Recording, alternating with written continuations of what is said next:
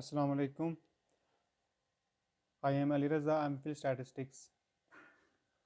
आज का जो हमारा टॉपिक है वो है काई स्क्वायर टेस्ट।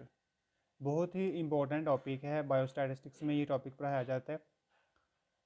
और इसका जो इस्तेमाल है वो रिसर्च के अंदर बहुत ज़्यादा इसका इस्तेमाल जो है वो किया जाता है काई स्क्वायर टेस्ट का। लेकिन यहाँ पे जो सबसे अहम बात याद रखने वाली वो ये है कि जब हम लोग रिसर्च करते हैं तो बिना देखे कि हमने कौन सा उसके ऊपर जो टेस्ट है वो सूटेबल है, तो हम बिना देखे, बिना समझे, बिना उसके एजम्पशन देखे हम काई स्क्वायर टेस्ट जो है वो यूज़ कर देते हैं। तो उसका रिज़ल्ट फिर क्या आता है कि जो हमारा सुपरवाइज़र है या जो हमें एवेलुएट कर रहा होता है, वो जो हमारा सारे का सारा थीसिस है, सारे का सारा जो हमारा जो रिसर्च वर्क है वो गलत हो जाता है। उसकी वजह ये होती है कि हमने जो वेरिएबल यूज़ किए होते हैं वो क्वान्टिटेटिव होते हैं। फॉर एग्ज़ाम्पल कुछ एज, हाइट वगैरह होते हैं, तो हम बिना देखे, बिना समझे उसके ऊपर काई स्क्वायर टेस्ट यूज़ कर देते हैं, अप्लाई कर देते हैं। हालांकि जो काई स्क्वायर टेस्ट है ये सिर्फ़ और सिर्फ क्वालिटेटिव वेरिएबल के दरमियान रिलेशनशिप को फाइंड करने के लिए इस्तेमाल किया जाता है। तो इसलिए ये ज़रूरी होगा कि हम पहले देख लें कि हमारे वेरिएबल कौन से हैं। तो चलिए स्टार्ट करते हैं काई स्क्वायर टेस्ट। तो काई स्क्वायर का जो टेस्ट है इसको हम टेस्ट ऑफ एसोसिएशन भी बोलते हैं, क्योंकि ये दो या दो से ज़्यादा क्वालिटेटिव कैटेगोरिकल वेरिएबल्स के दरमियान रिलेशनशिप को फाइंड करने के लिए इस्तेमाल किया जाता है। और दूसरा हम इसको टेस्ट ऑफ फिटनेस भी बोलते हैं। क्यों बोलते हैं? क्योंकि ये हमें मॉडल की फिटनेस के बारे में बताता है। चलिए अब हम स्टार्ट करते हैं। तो जो इसको हम इस्तेमाल करते हैं use to check the relationship between qualitative variable को हम एट्रीब्यूट भी बोल सकते हैं या हम इनको कैटेगोरिकल वेरिएबल भी बोल सकते हैं। तो काई स्क्वायर के जो स्टेप्स हैं जो कि हर न्यूमेरिकल में हर एक क्वेश्चंस के अंदर, यानी कि जब हमने दो या दो से ज़्यादा क्वालिटेटिव वेरिएबल्स के दरमियान रिलेशनशिप देखना होगा, उनके दरमियान हमने एसोसिएशन चेक करनी होगी, तो हमने ये जो स्टेप्स लिखे हुए हैं बिल्कुल सेम होंगे हर एक के। तो इसलिए ये लाजमी होगा कि इनको समझना कि हर एक के जो स्टेप्स हैं वो बिल्कुल सेम होंगे। तो ये एक मैंने न्यूमेरिकल एग्जांपल ली हुई है। Check the association between smoking and lung cancer against the alpha 5%। कि हमने क्या इसमें देखना है कि जो लोग स्मोकिंग करते हैं और तो क्या उन्हें लंग कैंसर होने के चांसेस ज़्यादा होते हैं या कम होते हैं, यानी कि स्मोकिंग का और लंग कैंसर के दरमियान कोई एसोसिएशन या कोई रिलेशनशिप पाया जाता है या नहीं। तो अब देखें, स्मोकिंग की कैटेगरीज है, ऐसे लंग कैंसर की भी दो कैटेगरीज हैं, स्मोकिंग की यस नो और लंग कैंसर की भी यस नो। अब ये हमें डाटा गिवन है, इसको हम बोलते हैं ऑब्जर्व्ड फ्रिक्वेंसी, यानी कि जो हमने ऑब्जर्व किया है ना, यानी कि ये वेरिएबल जो ये हमने ऑब्जर्व किया है। हमने ऑब्जर्व क्या किया है?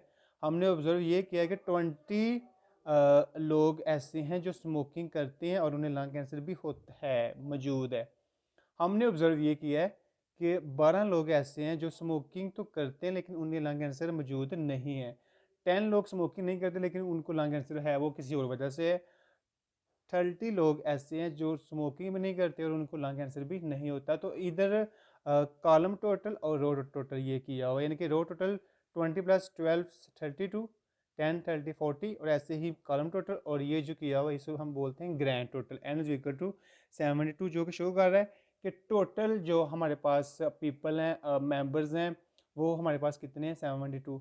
चलिए अब हम इसको स्टार्ट करते हैं। जो मैंने स्टेप्स यहाँ पे राइट किए हुए हैं ये हर क्वेश्चन के अंदर बिल्कुल सेम होंगे।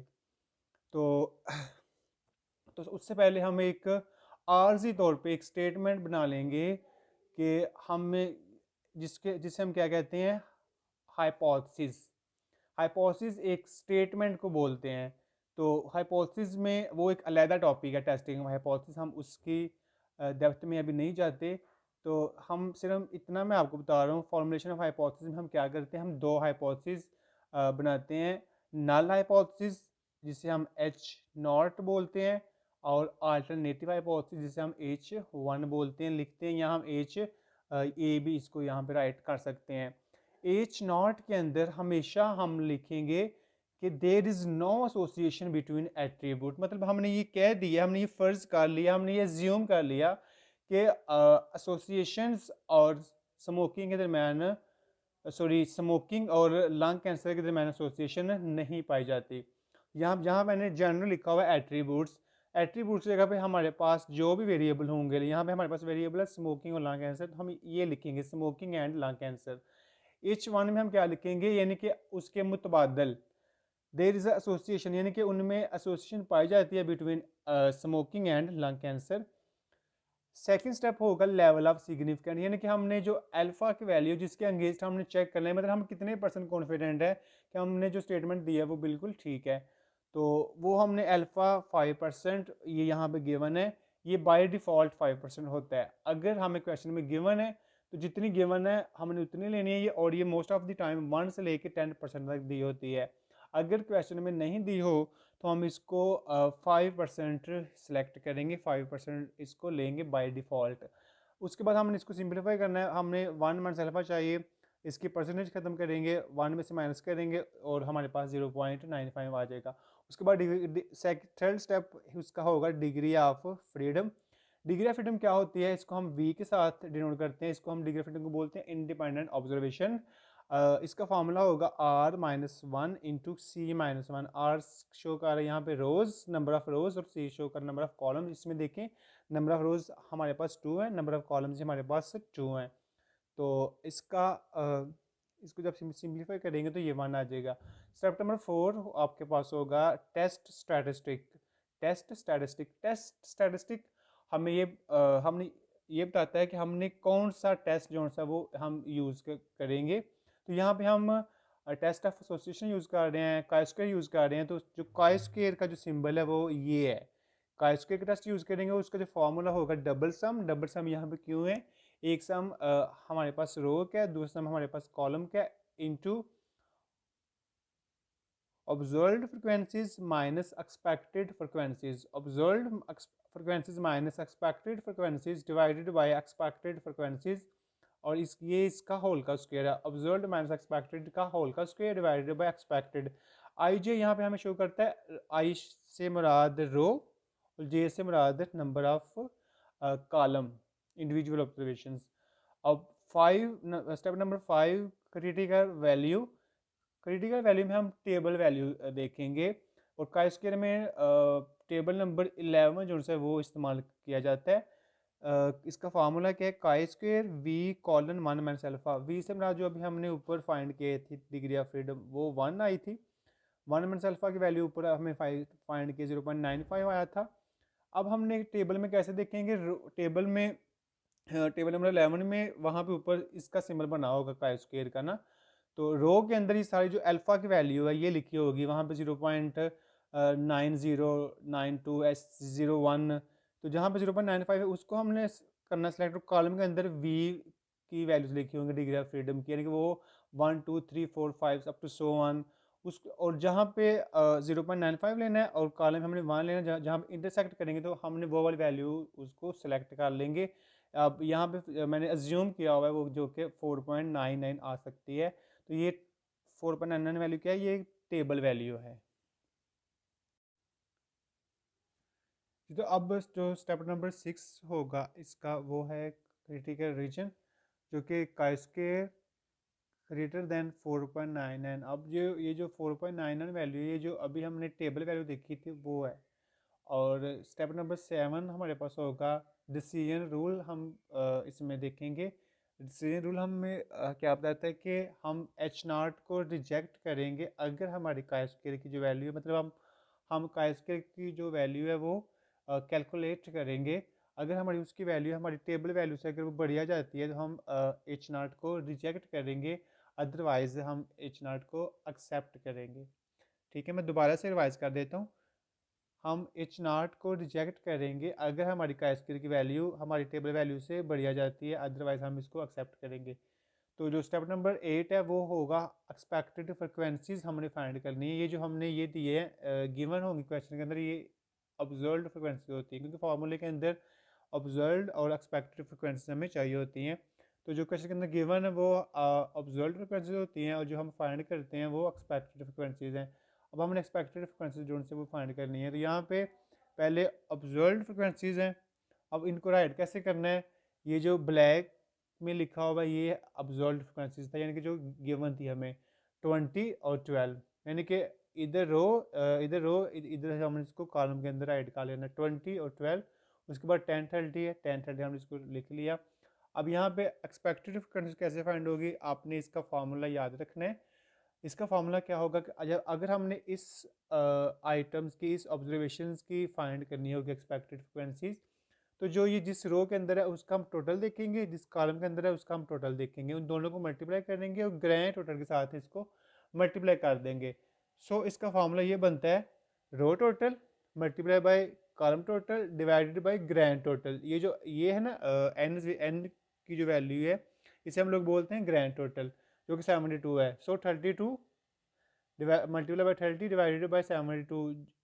इसको जब हल करेंगे तो हमारे पास से ये जो ब्लू सा लिखा हुआ ये एक्सपेक्टेड फ्रिक्वेंसी जो कि 13.33 आ जाएगी, हम वो हमने यहाँ पे राइट कर ली। अब हमने इसके अगेंस्ट फाइंड करनी है 12 की, तो अब हम मल्टीप्लाई करेंगे 32 करेंगे 42 के साथ, मल्टीप्लाई करके डिवाइड कर देंगे 72 पे, हमारे पास 18.66 वैल्यू आ जाएगी। 10 के अगेंस्ट करेंगे तो वो 60 ऐसे ही करेंगे। अब हम मल्टीप्लाई करेंगे 40 को 30 से मल्टीप्लाई करेंगे, डिवाइड कर देंगे 72 से। ऐसे ही हमने ये कर ली और ये सब सारी एक्सपेक्टेड फ्रिक्वेंसी वो हमने इनके अगेंस्ट राइट कर ली। अब फार्मूला ये देखें, डबल सम ऑब्जर्व्ड माइनस एक्सपेक्टेड, हमें क्या बता रहा है, हमें ये बता रहा है कि ऑब्जर्व्ड को एक्सपेक्टेड में से माइनस कर दें। हमने 20 माइनस 13.33 कर दिया, जब माइनस करके ऊपर वो कह रहे हैं कि इसका स्केयर भी करें, उसका स्केयर करेंगे, माइनस करेंगे तो ये 7.33 आ जाएगा। उसका स्केयर करेंगे, स्केयर करके नीचे है एक्सपेक्टेड, ये आप सेपरेट कॉलम में भी कर सकते हैं, मैंने इधर ही कर दिया। एक्सपेक्टेड ये है 13.33, इसके साथ हम इसको डिवाइड भी कर देंगे, डिवाइड कर देंगे। ऐसे ही हम इसको इसमें से माइनस करेंगे, माइनस में आंसर आएगा 6.66। जब इसको स्केयर करेंगे, स्केयर करने के बाद दोबारा हम इसको एक्सपेक्टेड फ्रिक्वेंसी देखें, बटे में क्या एक्सपेक्टेड है ई है, इसके साथ हम इसको डिवाइड कर देंगे तो हमारे पास ये सारी वैल्यू आ जाएंगी। जब इसका सम करेंगे तो हमारे पास 11.3 आ जाएगी।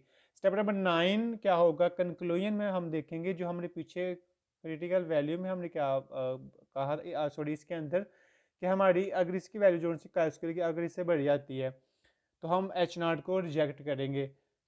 अब क्या हुआ कि स्क्वायर की वैल्यू 11.3 है, हमारी टेबल वैल्यू क्या है 4.99 है, इसकी वैल्यू बढ़ी आ गई है as square greater than 4.9 and so we will reject H0। हम क्या करेंगे, H0 को हम अब रिजेक्ट करने जा रहे हैं और H1 को हम उसके जो अल्टरनेटिव हाइपोथेसिस है उसको हम एक्सेप्ट करेंगे। अब इसका मतलब क्या है, आपने स्टेटमेंट लिखनी है जो आपने ऊपर पहले H1 में लिखी थी, यानी कि H0 वाली जो स्टेटमेंट थी वो रिजेक्ट होगी। अब जो H1 वाली जो स्टेटमेंट है अल्टरनेटिव हाइपोथेसिस की वो एक्सेप्ट होगी, जो कि क्या कह रही है, it means that there is association between smoking and lung cancer. मतलब ये हमें ये बता रही है कि स्मोकिंग और लंग कैंसर के दरमियान एसोसिएशन होती है। मतलब वाकई ऐसा होता है कि जो लोग ज़्यादा स्मोकिंग करते हैं उन्हें लंग कैंसर भी ज़्यादा होता है, और जो लोग कम स्मोकिंग करते हैं उन्हें लंग कैंसर होने के चांसेस भी कम होते हैं। तो ये हमने इसको टेस्ट कर लिया। तो ये आज हमने काई स्क्वायर को सॉल्व करना और जो इसकी बेसिक थ्योरी है, इसकी जो रिक्वायरमेंट्स है, जो इसके अजम्पशन हमने उनको डिस्कस किया।